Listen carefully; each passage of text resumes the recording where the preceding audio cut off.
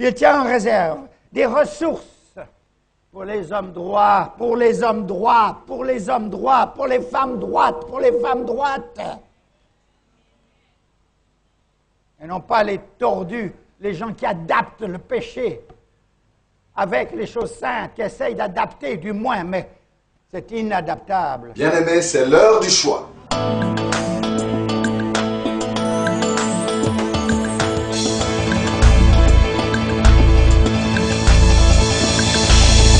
Au pied du Seigneur, je t'invite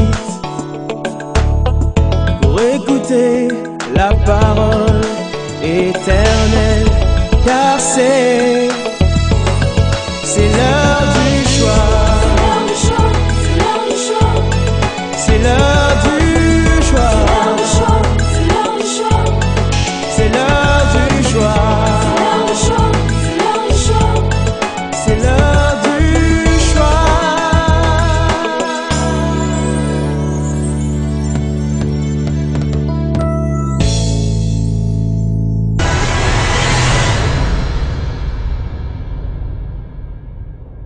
Alléluia. Bonjour à tous. C'est toujours bon d'être parmi vous ce matin. Ma femme et moi, nous apprécions toujours l'occasion de venir vous voir et célébrer le Seigneur dans votre présence et dans sa présence aussi. Ce matin, Sonia et moi, nous ne sommes pas venus tout seuls, mais nous avons un nouveau missionnaire qui est avec nous. Il s'appelle Pasteur Marc Verslois. Il vient de finir ses études en français. Il est là pour un mois, ici jusqu'à la fin du mois de mars. Il est là avec nous. Il va aller vers Kinshasa pour faire les formalités du gouvernement pour le visa, etc. Mais il est là. Bon, Pasteur Marc, si vous pouvez vous tenir au debout un peu. Vous voyez, Pasteur Marc Verslois. Alléluia. Je peux vous dire qu'il est célibataire. Mais vous les filles, c'est trop tard encore, parce qu'il est fiancé maintenant, et j'avais vu la photo de sa fiancée. Elle est pour lui la plus belle du monde. Donc, il faut ouvrir votre cœur et vos bras envers lui. Il est un très bon pasteur, un très bon missionnaire. Donc, il restera avec nous pour un temps. Hier soir, Sonia et moi, nous avons eu un très bon temps parce que nous étions invités à la maison du frère David et la sœur Evodie. C'est un couple que j'avais le privilège de célébrer et officier leur mariage. Et on a passé un bon temps, n'est-ce pas, Sonia? Oui, c'est toujours très intéressant. On a pris un peu de foufou, on a pris un peu de la sauce, mais c'était la conversation et surtout la présence du Seigneur dans cette maison-là que nous avons beaucoup apprécié. Donc, nous sommes très contents aussi d'être avec eux hier soir. Malheureusement, votre pasteur, il a voyagé et j'apprécie toujours votre pasteur et sa femme, Maman Thérèse. Le travail, c'est impeccable. Et vous êtes le résultat de leur travail. Que le Seigneur bénisse nos pasteurs en voyage, qu'ils reviennent avec encore plus d'onction pour nous diriger. Ce matin, je voudrais viser le verset que vous avez choisi comme verset de l'année, ici en 3 Jean, chapitre 2. Jean, l'apôtre Jean, dans sa 3e épître, il a dit au commencement, comme nous avons ici sur le mur, « Bien-aimé, je souhaite que tu prospères à tous égards et sois en bonne santé, comme prospère l'état de ton âme. » Là, ce verset est rempli de vérité. C'est rempli de beaucoup de bonnes vérités. Bien-aimés, d'abord, ça nous montre que ce frère en Christ, Jean l'apôtre, quand il envoie ce message, il a manifesté un vrai cœur d'un pasteur, un berger, quelqu'un qui s'occupe, qui est très, très, très concerné de la vie de ses brebis, de ses membres, de sa congrégation. Bien-aimé, je souhaite que tu prospères à tous égards et que tu sois en bonne santé comme prospère ton âme. C'est le désir, parce qu'aujourd'hui, malheureusement, et un peu partout, pas uniquement ici, au Congo, en Afrique, mais même aux États-Unis, il y a des pasteurs qui ne font pas tellement de bien. Si nous étudions un peu leur vie, si nous regardons un peu leur ministère, le ministère n'est pas dirigé par l'idée de se sacrifier pour leur congrégation, mais de se profiter de leur congrégation. Mais nous voyons ici avec l'apôtre Jean, c'était très clair et net qu'il veut se sacrifier, il veut que la prospérité vienne dans la vie de chaque membre de sa communauté, de chaque membre de sa congrégation. Il veut, et nous voulons voir la prospérité dans la vie de chacun et de chacune. Nous ne voulons pas voir la pauvreté, nous ne voulons pas voir la vide quelque part dans la vie de quelqu'un. Nous voulons voir une vie remplie qui s'épanouit avec le temps. Restez toujours dans les difficultés, restez toujours au désert, on peut dire. Ce n'est pas notre désir en tant que pasteur et missionnaire, mais de voir l'avancement de son royaume dans la vie de chacun et de chacune. Mais ce sujet de prospérité, c'est un peu sensible.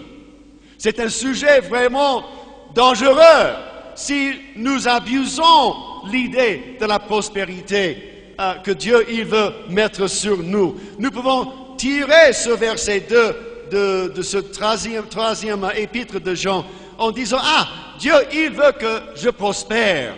Oui, c'est vrai, mais il faut prendre toute la vérité ensemble. Depuis les années 1950, nous avons l'introduction de cet aspect, de cette théologie de prospérité. Et nous parlons assez souvent de l'évangile de prospérité. Et il y a des églises qui s'identifient à cette idée de l'évangile de prospérité. Mais je suis ici ce matin pour vous dire que ce n'est pas l'évangile de prospérité que nous cherchons, mais c'est plutôt la prospérité de l'évangile que nous cherchons. Parce que si nous cherchons l'évangile de prospérité, si nous nous centrons sur cette idée, oui, l'évangile de prospérité, notre cible devient la prospérité.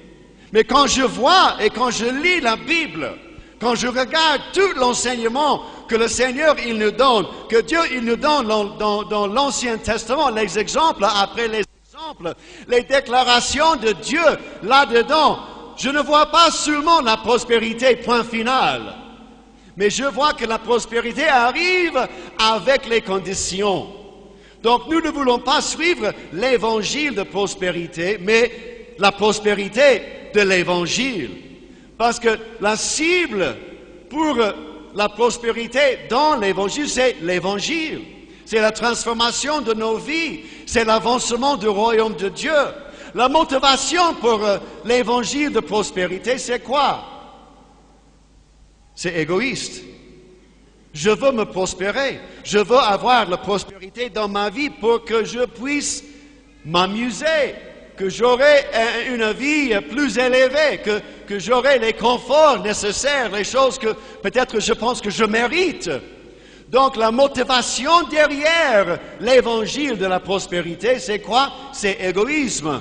Je veux recevoir quelque chose. Mais quand nous parlons de la prospérité qui vient par l'évangile, la prospérité de l'évangile, notre motivation, c'est un esprit de générosité. Le fait que nous pouvons donner aux autres ce que Dieu il nous donne. Ce n'est plus quelque chose d'égoïsme dans notre vie personnelle. Ce n'est pas question d'avoir de plus en plus. Nous ne cherchons pas la prospérité, nous cherchons la vérité de l'Évangile dans nos vies personnelles. Et pour cette raison, notre motivation doit être tellement différente. Et avec mes études, quand j'observe les gens qui se centrent sur l'évangile de prospérité, je vois que le résultat spirituel est quelque chose de superficiel. Ah, les gens, ils citent quelques versets, mais leur vie n'est pas tellement digne du royaume de Dieu. comment ils vivent, comment ils se comportent, ça ne se correspond pas tellement avec tout l'évangile, tout ce que Dieu veut faire dans leur vie. Oh, il peut s'habiller d'une manière que nous disons, ah, ça c'est un chrétien. Et ils peuvent parler d'une manière que nous disons, ah oui, il ou elle, ils sont les chrétiens. Mais au fond de leur cœur, l'évangile n'est pas encore pénétré comme il le faut. Ils restent toujours avec leur propre comportement. Ils restent avec leur propre ordre du jour. Ils restent toujours avec leur désir de s'avancer, mais ou avec une motivation qui est questionnable. Mais le résultat spirituel de quelqu'un qui poursuit la prospérité qui est dans l'Évangile, c'est une vie profonde. C'est une vie qui est changée. C'est une vie qui montre une motivation de générosité. Alléluia. Mais pourquoi ce sujet est si sensible? Pourquoi nous devons traiter soigneusement ce sujet de prospérité? C'est très clair et net, parce que si vous ne vous préparez pas, écoutez bien ce matin, si vous ne vous préparez pas bien pour la prospérité à tous les égards, comme dit notre verset, que tu prospères à tous égards. Ce n'est pas seulement la prospérité financière, la prospérité des biens, même la prospérité de notre santé, mais c'est la prospérité à tous les égards, à tous les niveaux de nos vies. Mais si vous ne vous préparez pas pour le jour où le Seigneur, il va vous prospérer, cette prospérité deviendrait quoi? Ça devient une mauvaise motivation. Bénédiction plutôt, excusez-moi. La prospérité, si nous ne sommes pas prêts, si nous ne nous préparons pas à tous les niveaux de nos vies pour la prospérité que Dieu il veut nous donner, ça devient une mauvaise bénédiction et ça va nous écraser. Aux États-Unis, nous avons quelque chose, c'est la loterie. Je crois que vous avez la même chose ici. Et il y a des gens qui aiment beaucoup la loterie. La loterie, on paye les billets, on achète les billets, on détermine les chiffres et on devine que ça c'est les chiffres qui vont gagner. Et je me souviens bien quand le montant de la loterie, ça commence à monter très haut, des millions de dollars. Tout le monde courait vers les boutiques pour chercher leurs billets de loterie, leurs talons pour gagner quelque chose. Mais c'est une triste réalité. Si quelqu'un qui était dans la pauvreté, ou il vivait peut-être dans la tranche moyenne, les gens qui avaient leur vie peut-être un peu difficile, mais dès qu'ils gagnent la loterie, situation après situation, les gens, ils gagnent beaucoup d'argent, mais ils n'étaient pas prêts à recevoir. Ils ne se préparaient pas pour cette bénédiction.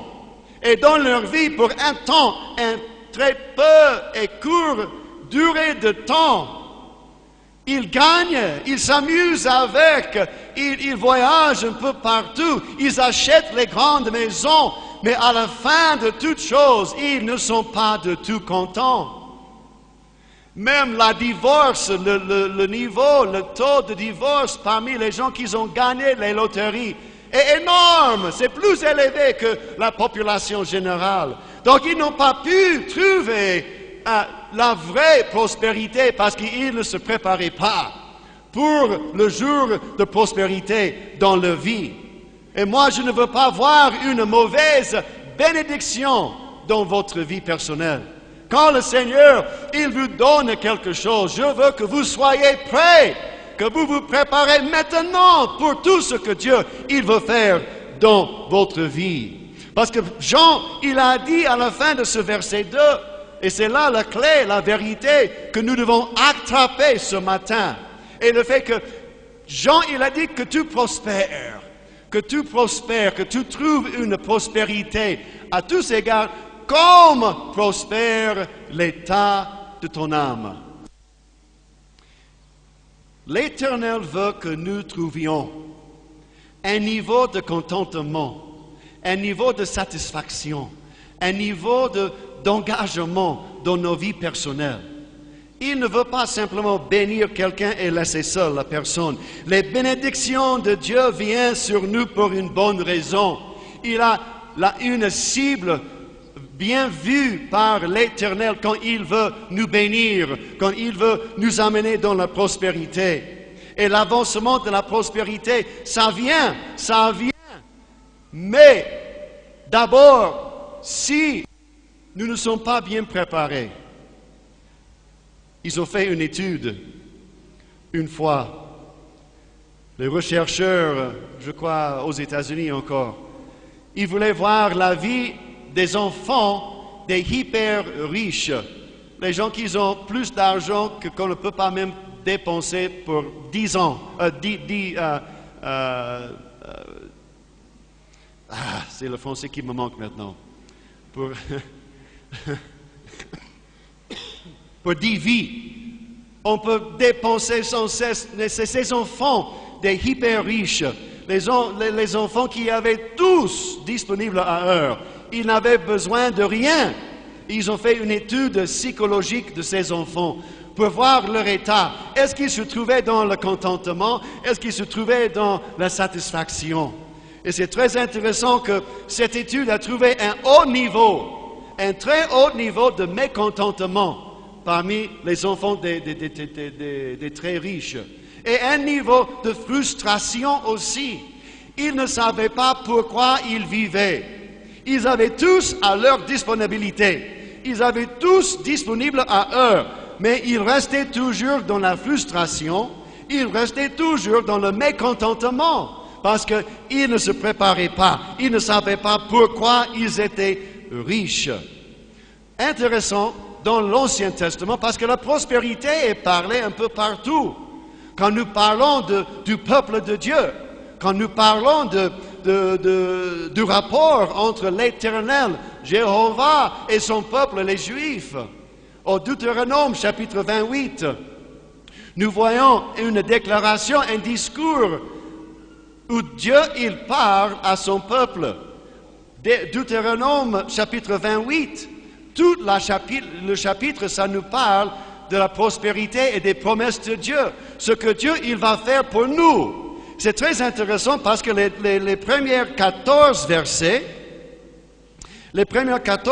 ça commence avec les bénédictions. Si tu obéis bien, verset 1er, si tu obéis bien à la voix de l'Éternel ton Dieu, en observant et en mettant en pratique tous ces commandements que je te prescris aujourd'hui, l'Éternel ton Dieu te donnera la supériorité sur toutes les nations de la terre. Et voici toutes les bénédictions qui viendront sur toi et qui t'atteindront lorsque tu obéiras à la voix de l'Éternel ton Dieu. Et il commençait, il faut lire ça à la maison aujourd'hui, ces 14 premiers versets, ça parlait des bénédictions après bénédictions, une grande déclaration de la volonté de Dieu. Mais il faut voir aussi que cette bénédiction vient avec les conditions aussi. Ce n'est pas simplement je te bénirai et je te laisse seul. Oh, je te prospérerai. Ah, mais je te laisse faire ce que tu veux. Non.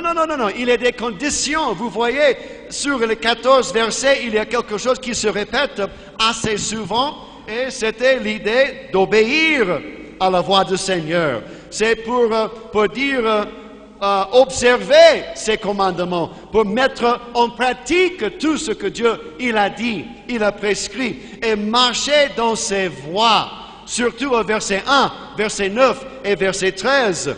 Donc Dieu, il a dit, je vais vous prospérer, comme à tous les égards, comme prospère l'état de ton âme. Mais il faut voir que vous devez marcher avec moi, que vous écoutiez ma voix, que vous obéissez à ma voix, que vous avez un rapport d'obéissance à moi. 14 versets bien clairs, remplis des promesses. Et nous pouvons dire Alléluia à ces promesses. Amen. Oh, c'est très intéressant, c'est encourageant. Il va nous mettre quelque part, il va nous bénir avec la condition. Mais vous continuez au verset 15 jusqu'au verset 68. Donc 14 versets de bénédiction, mais le reste de ce chapitre 28 dans le Deutéronome, ça parle des malédictions. Si vous ne suivez pas mes commandements, si vous n'êtes pas obéissant à moi, si vous n'écoutez pas ma voix, voici ce qui se passerait. Presque 4 fois de plus de versets qui parlent de la malédiction que de la bénédiction. Donc Dieu, il commence, je te bénirai, mais il a dit, je te maudirai si tu ne suis pas mes chemins. Donc c'est très intéressant que Dieu, il a mis plus d'emphase sur éviter les malédictions que poursuivre les bénédictions. Qu'est-ce que ça veut nous dire? C'est là la question. Parce que 4 fois plus des avertissements contre les malédictions, 14 versets qui parlent de la bénédiction de Dieu, c'est clair et net ce que le Seigneur il veut nous dire, c'est-à-dire que ça coûte plus cher d'aller dans la désobéissance que d'aller dans l'obéissance. Ça coûte plus cher. Ça coûte plus cher. Dieu, il veut nous prospérer. Il veut que nous allions plus loin avec nos vies personnelles, à tous les égards. Voyez en Jérémie, chapitre 17, les versets très intéressants. Quand Dieu parle comme ceci, il faut faire attention. Quand vous lisez dans votre Bible, « Ainsi parle l'Éternel » au verset 5, Jérémie, le prophète Jérémie, chapitre 17, verset 5 jusqu'au verset 8. « Ainsi parle l'Éternel » Ah, c'est-à-dire que faites attention, Dieu, il va te donner quelque chose de très spécial. Il va t'orienter vers une vérité très importante. Verset 5, ça dit ici, « Ainsi parle l'Éternel, maudit soit l'homme qui se confie dans un être humain, qui prend la chair pour son appui et qui écarte son cœur de l'Éternel. » Le résultat, verset 6, il est comme un genévrier dans la steppe, et il ne voit pas arriver le bonheur. Il habite les lieux brûlés du désert, une terre salée et sans habitants. Donc celui qui veut prospérer dans sa vie personnelle, il faut qu'il soit quelqu'un qui suit le Seigneur, qui ne compte pas sur la chair et sur un être humain, parce qu'il ne voit pas l'arrivée du bonheur. Mais béni, verset 7, soit l'homme qui se confie en l'Éternel et dont l'Éternel est l'assurance. Il est comme un arbre planté près des eaux et qui étend ses racines vers le courant. Il ne voit pas venir la chaleur et son feuillage reste verdoyant. Et dans l'année de la sécheresse, il est sans inquiétude et il ne cesse de porter du fruit. Vous voyez la grande différence entre les deux, la désobéissance et l'obéissance. Maudit soit celui qui fait comme tel et tel. Et il ne voit jamais, il ne voit pas arriver le bonheur. Mais celui qui est béni, celui qui se confie en Dieu, celui qui appelle Dieu comme son assurance, il est comme un arbre planté près des eaux. Et c'est très intéressant ici, dans l'année de la sécheresse, nous, Sonia et moi, nous avons passé presque 11 ans au Tchad.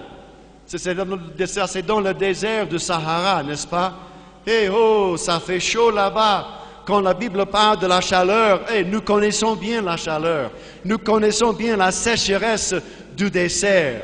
Et quand j'ai lu ces versets au 17e chapitre de Jérémie, et j'avais vu, il est dans l'année de la sécheresse. C'est quel résultat? C'est quelle condition? Tout autour de ce croyant, tout autour de cette femme, de cet homme, se trouve la sécheresse. Et ce n'est pas la sécheresse temporaire, c'est temporelle, c'est une sécheresse qui dure toute l'année. Moi, j'avais déjà vécu dans le désert et ce n'est pas quelque chose de simple. Ce n'est pas quelque chose d'amusant. C'est très difficile là-bas. Même vos sœurs et vos frères en Christ, là au Tchad, ils souffrent simplement à cause de la chaleur. Mais dans cette année de sécheresse, il est sans inquiétude. Il est sûr de lui-même et il ne cesse de porter du fruit.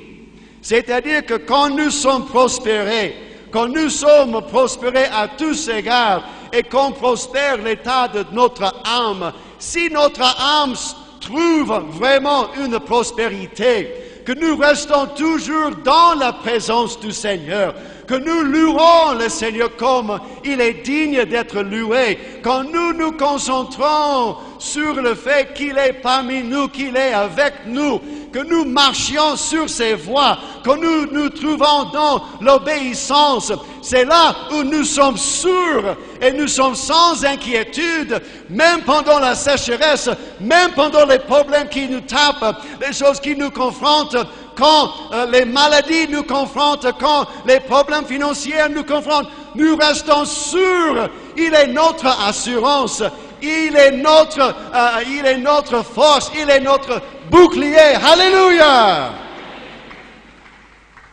Moi, je veux être quelqu'un bien raciné dans sa parole, que je marche selon ses voies, que j'écoute ce que Dieu il veut me parler, parce que je veux avoir toujours le fruit, même dans la sécheresse.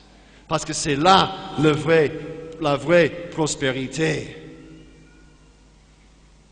Prospère à tous égards, que tu prospères à tous égards. 1 Thessaloniciens,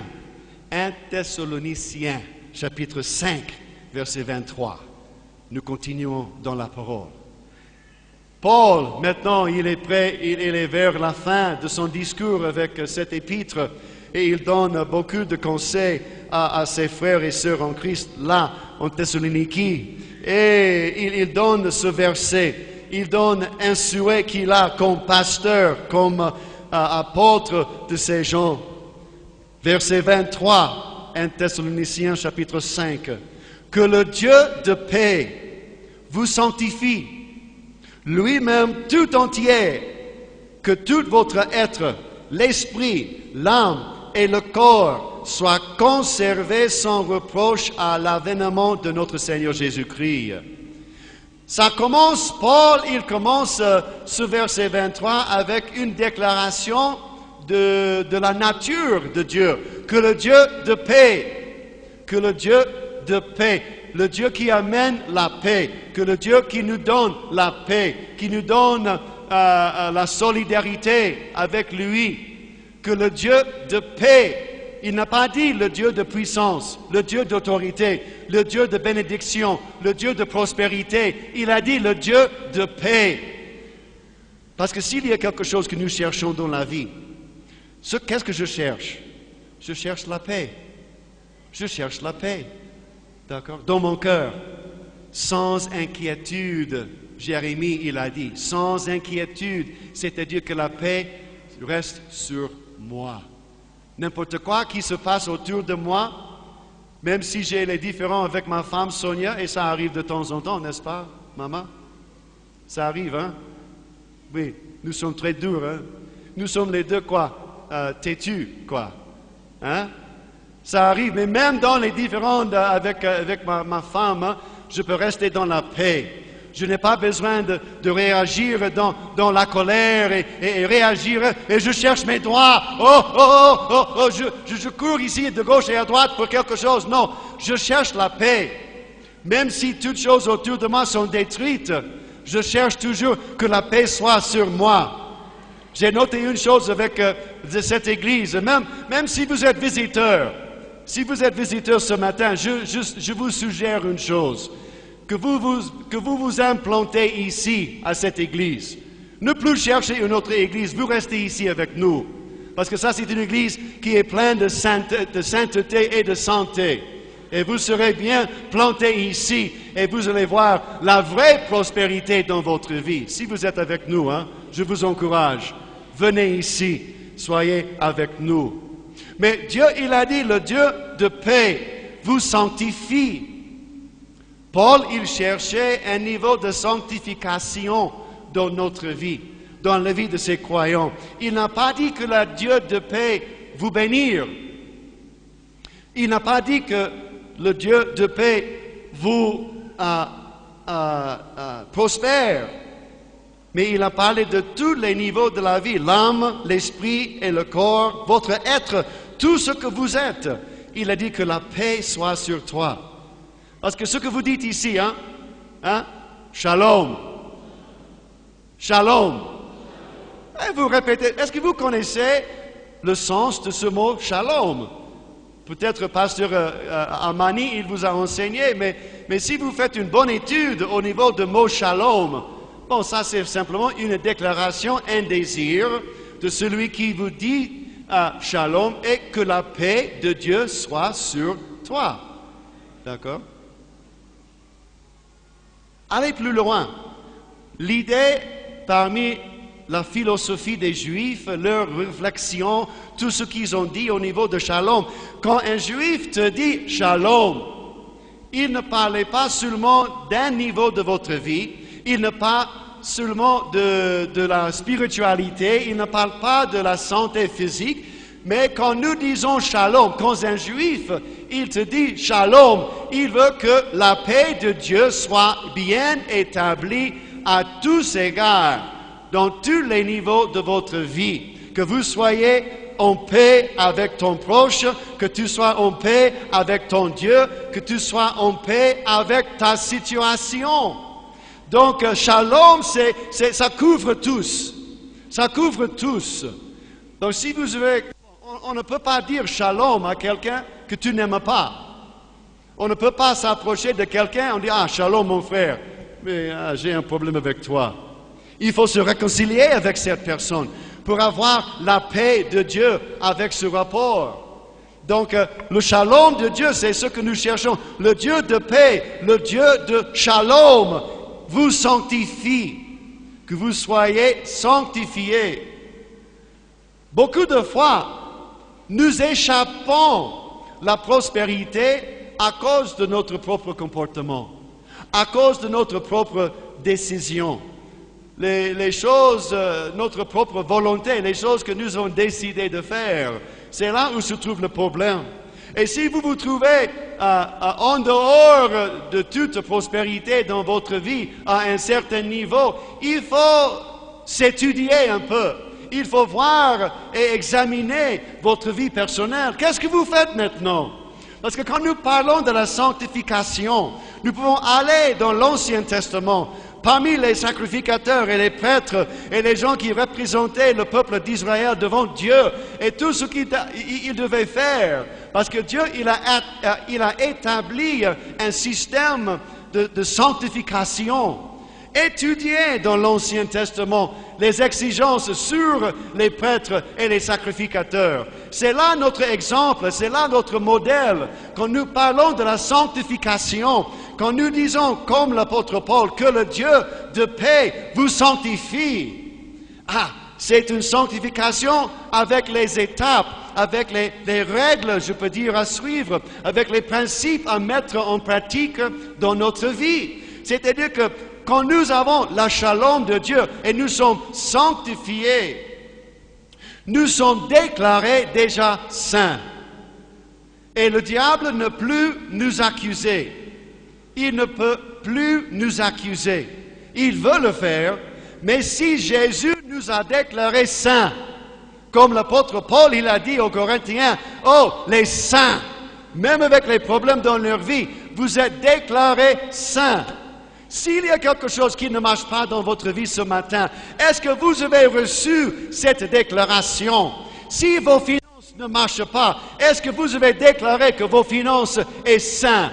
C'est réservé, parce que les prêtres, les sacrificateurs, ils ont été déclarés saints. Mais après cette déclaration, ils ont été mis à part. Ils ont été séparés. Ils ont été écartés de ce monde et réservé pour un bon travail. Ce matin, s'il y a un problème dans votre vie, Au niveau de vos relations, au niveau du foyer, est-ce que vous avez déclaré que notre foyer est maintenant réservé à Dieu? Est-ce que nous avons fait cette séparation? Sanctifié. Être sanctifié, c'est déclarer saint. Deuxième point, mis à part, séparé. Dès que maintenant, dès aujourd'hui, nous déclarons que notre foyer est réservé à l'Éternel. C'est écarté de ce monde. C'est un endroit très spécial. Ma vie personnelle, mes rapports, mes finances, tout mon corps, même les problèmes qu'ils ont, les gens qui ont les problèmes du corps, toujours en mauvaise santé, toujours les maladies parmi les enfants. Mais est-ce que vous avez dit, ma famille, mon corps est sain et je dois traiter mon corps comme quelque chose de saint? Est-ce que vous avez déclaré, je sépare mon corps physique de tout mal? Ou est-ce que vous abusez votre corps? Ces problèmes arrivent parce que nous ne suivons pas la direction du Seigneur. Déclaré saint, mis à part et engagé à un travail spécial. Le prêtre, le sacrificateur, là, dans l'Ancien Testament, déclaré saint, mis à part, mais mis à part pour un travail très spécial. Est-ce que vous avez trouvé votre appel? Est-ce que vous avez trouvé votre vocation divine? Même si vous êtes enseignant à l'université, si vous êtes professeur au lycée, si vous êtes l'homme d'affaires, si vous êtes femme de ménage, mais où se trouve votre appel? Où se trouve votre vocation? Les problèmes, le manque de prospérité dans nos vies, ça vient chez nous parce que nous n'avons pas cette idée que Dieu, il m'appelle à faire quelque chose de spécial. Et la prospérité s'arrête quelque part, loin de notre vie. Je veux que nous disions toujours shalom sur chacun et chacune. Shalom, que la paix de Dieu soit sur vous. Deuxième point, et je finis tout de suite. Nous parlons de la prospérité. Dieu, notre Père Céleste, il parle de la prospérité dans notre vie. Il veut nous donner ça. Il veut que nous allions plus loin. Il veut nous bénir, c'est vrai, mais la condition est que nous le suivions. La condition est que nous lui obéissions. Donc, c'est très important pour nous. Il faut se préparer pour la prospérité. Mais ici, un point très capital, un point très important pour nous. Dieu ne nous donnera pas ce que nous ne sommes pas prêts à recevoir. Dieu ne nous donnera pas ce que nous ne sommes pas prêts à recevoir. Il ne peut pas nous bénir si nous ne sommes pas prêts pour la bénédiction. Il ne peut pas nous prospérer si nous ne sommes pas prêts pour cette bénédiction. Il faut se préparer. Il faut que nous soyons prêts à recevoir tout ce que Dieu veut dans notre vie. Et à ce niveau, je parle de la fidélité. Je parle, j'ai les conversations avec quelques frères, quelques amis. Ils se plaignent toujours de leur niveau de pauvreté. Il n'y en a pas, Pasteur Bill. Oh, les poches sont toujours vides. Et j'attends le jour de la bénédiction de Dieu sur ma vie. Mais vous n'êtes pas prêt à recevoir sa bénédiction.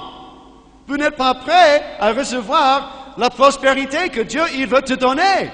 Parce que vous ne faites pas ce qu'il te demande à faire maintenant avec ce que tu as. Oh, je veux le bon boulot. Mais qu'est-ce que vous faites aujourd'hui? Oh, je veux le bon salaire. Mais qu'est-ce que vous faites avec votre propre salaire aujourd'hui?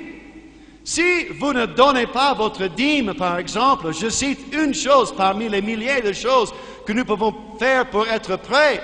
Si je gagne 10 000 francs par semaine et je ne donne pas ma 1000 francs, je ne donne pas. Il y a des gens qui disent il faut payer la dîme. Non, je ne paye pas la dîme, je donne ma dîme. Alléluia. Mais si vous ne donnez pas la dîme de 10 000 par semaine, et vous pensez que Dieu il va te donner 10 000 $? Non. Celui, Luc chapitre 16, versets 10 à 12, Jésus a clairement dit, celui qui est fidèle en peu de choses est aussi fidèle dans ce qui est important. Celui qui est fidèle en peu de choses, celui qui gagne un peu comme un simple ouvrier, Dieu, il va vous donner encore parce que vous avez montré un niveau de fidélité dans votre vie personnelle. Vous pouvez bien gérer et diriger vos affaires avec votre propre niveau. Aujourd'hui, Dieu, il voit cette fidélité et il va vous avancer. Mais si vous n'êtes pas fidèle en peu de choses, les petites choses, les choses qui donnent la prospérité à votre âme, comment Dieu, il peut vous donner encore de plus? Dieu, il est toujours un très bon intendant. Il nous donne les choses où nous sommes prêts à les recevoir. Je ne veux pas que le Seigneur vous bénisse et vous n'êtes pas prêts pour cette bénédiction. Donc cherchez notre cœur ce matin, cherchez nos pensées, nos réflexions à ce niveau. Bon, je me ferme maintenant. Dieu, bien-aimé, je souhaite que tu prospères à tous égards et sois en bonne santé, comme prospère l'état de ton âme. Père Céleste, au nom de Jésus, que tu sois vraiment celui qui remplit tous les trous, tous les vides dans nos vies. Seigneur, ce matin, dans cette salle, parmi les frères et sœurs dans cette congrégation, il y a des gens qui n'ont pas encore vu un niveau de prospérité. Ils ont un problème à plusieurs niveaux. Saint-Esprit, par ta grâce et par ta puissance, pénètre nos cœurs, pénètre notre âme, pénètre notre esprit et nous parler. Aide-nous, Père Céleste, au nom de Jésus-Christ, d'avoir ta shalom dans nos vies, que nous voyons que tu es notre assurance, que nous sommes bien racinés, Seigneur, et les eaux spirituelles passent pour nous nourrir. Seigneur, aide-nous, comme notre âme prospère, que les autres niveaux de notre vie, ça se prospère aussi. Père Céleste, aide-nous de capter, Seigneur, la réalité de ta volonté pour nous, Seigneur. Nous voulons être les gens disponibles. Nous voulons, Seigneur, voir la prospérité dans notre vie, mais que ça soit la prospérité de ton évangile. Que les choses soient changées dans nos vies. Père Céleste, ce matin, je prie pour les gens qui vont prendre un engagement envers toi, encore de plus. Oh, ils sont vraiment coupables, Seigneur, des erreurs dans leur vie personnelle, les choses qui ne marchent pas comme tu veux. Père Céleste, maintenant que nous nous engagions, Seigneur, à toi encore de plus, que nous déclarons, Seigneur, que nous sommes saints, que nous nous réservons, Seigneur, et nous séparons, Seigneur, de tout mal dans ce monde, et que nous cherchons et trouvons, Seigneur, même cet appel, cette vocation que tu nous donnes. Père Céleste, au nom de Jésus, change nos vies. Seigneur, que la prospérité vienne à tous les égards, Seigneur, à tous les niveaux, que ton nom soit glorifié et honoré dans nos vies. Nous te prions au nom de Jésus-Christ. Amen. Nos prédications sont en continu sur notre site web qui est www.labornelouchi.net. Vous pouvez aussi nous écrire aux adresses électroniques suivantes: lepasteur@labornelouchi.net, guillamani@gmail.com. Pour toutes vos requêtes, écrivez-nous à l'adresse électronique suivante: requêtes@labornelouchi.net. Et si vous désirez nous contacter, appelez-nous au numéro suivant: 099 99 56 891.